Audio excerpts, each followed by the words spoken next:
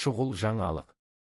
Украина президенті Владимир Зеленский Еуроодақ көшбасшылары Ресейдің бұғатталған қаржы активтері бойынша маңызды келіссөздерді бастаған сәтте қатаң ескерту жасады. Бұл келіссөздер Ресейдің Украинаға басып кіруінен кейін енгізілген санкциялар аясында бұғатталған миллиардтаған долларлық активтердің тағдырына қатысты өтуде. Зеленский ЕО көшбасшыларын бұл қаражатты Ресей толық әскерін Украина аумағынан шығармайынша босатпауға шақырды. Ол бұғатталған активтерді Украинаның қорғанысы мен қайта қалпына келтіруіне пайдалануға болатынын айтты. Зеленский ЕО көшбасшыларын бұл қаражатты Ресей толық әскерін Украина аумағынан шығармайынша босатпауға шақырды. Ол бұғатталған активтерді Украинаның қорғанысы мен қайта қалпына келтіруіне пайдалануға болатынын айтты. Сарапшылардың айтуынша, бұл шешім халықаралық құқыққа әсер етуі мүмкін.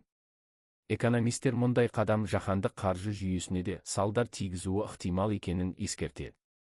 Келіссөздердің нәтижесі Украинаның соғыстан кейінгі қалпына келуіне және Еуропадағы геосаяси тепе-теңдікке тікелей әсер етуі мүмкін.